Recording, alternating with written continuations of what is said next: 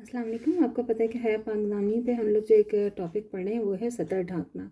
और सतर ढाँकने का क्या मतलब है, जो हमारी शर्म हया औरतों के स्पेशली तो हमारे ईमान का हिस्सा है ना, तो उसी को हम लोग पढ़ रहे हैं और इसी को हम लोग कंटिन्यू करेंगे कि हज़रत अबू हुरैरा रज़ियल्लाहु तआला अन्हु फरमाते हैं कि वो औरतें जो लिबास पहने हैं मगर इतना बारीक या नाकाफ़ी लिबास पहने हैं और पहनकर भी गोया उरियाँ हों तो ख़ुद भी हक़ से हटी हुई हैं और ख़ावंदों या दूसरे लोगों को भी हक़ से हटाती हैं या ख़ुद दूसरों पर माइल होती हैं और अपने नाज़ो अंदाज से दूसरों को अपनी तरफ माइल करती हैं, तो वो जन्नत में दाखिल नहीं होंगी और इसकी खुशबू भी नहीं पाएंगी। हालांकि जन्नत या खुशबू 500 बरस की मुसाफिर से आती है, ये मुअत्तर है।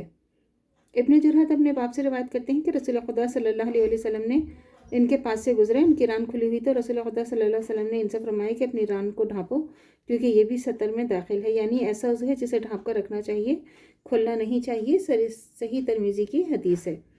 हज़रत जाबिर रज़ियल्लाहु तआला अन्हु बिन अब्दुल्लाह रज़ियल्लाहु तआला अन्हु बयान करते हैं कि हज़रत सल्लल्लाहु अलैहि वसल्लम लड़कपन में जब काबे की तामीर शुरू हुई तो रसूल खुदा सल्लल्लाहु अलैहि वसल्लम हज़रत अब्बास रज़ियल्लाहु तआला अन्हु पत्थर उठाकर ला रहे थे। हज़रत अब्बास रज़ियल्लाहु तआला अन्हु ने रसूल खुदा सल्लल्लाहु अलैहि वसल्लम से कहा कि अपना तहमद को अपनी गर्दन पर रख लो ताकि पत्थर उठाते हुए तकलीफ ना हो। मगर जब हज़रत सल्लल्लाहु अलैहि वसल्लम ने ऐसा किया तो आप सल्लल्लाहु अलैहि वसल्लम बेहोश होकर ज़मीन पर गिर गए और आप सल्लल्लाहु अलैहि वसल्लम की आंखें आसमान की तरफ लग गईं। आप सल्लल्लाहु अलैहि वसल्लम कहने लगे, मेरा तहमन मुझे दे दीजिए। चनाचा सल्लल्लाहु अलैहि वसल्लम ने तहमन को गर्दन में रखने के बजाय दोबारा बांध लिया। सही बुखारी की हदीस है।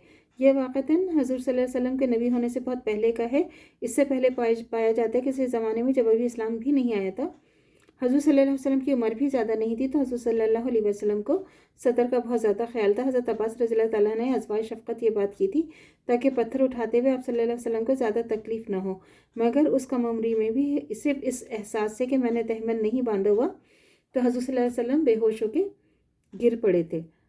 और अपने ऐप भी नहीं फाश करना चाहिए। ये भी है, इसकी भी बारे में क्या है कि बेहयाई का ताल्लुक सिर्फ अमल ही से नहीं, ज़बान की गुफ्तगू करना भी हया के ख़िलाफ़ है। जिस शख्स ने लुत्फ़ ले के बुराई का जिक्र किया और उस अपनी बेहयाई का ऐलान किया, इसकी बदतरीन शक्ल ये है कि इंसान खुद अपने ही गुनाहों का जिक्र मज़े ले लेकर करे। जब माशरे में फ़हाश और गंदी बातों को खुल्लम खुल्ला किया जाता है तो फिर फ़हाश गंदे काम भी आम हो जाते हैं, क्योंकि इंसान जिन बुरे अमाल का जिक्र करता है सुनता है, इनकी बुराई का एहसास इसके दिल से बतदरीज कम होता चला जाता है। जिन अमाल की बुराई का एहसास कम होता जाए वो अमाल फिर माशरे में फैलना शुरू हो जाते हैं।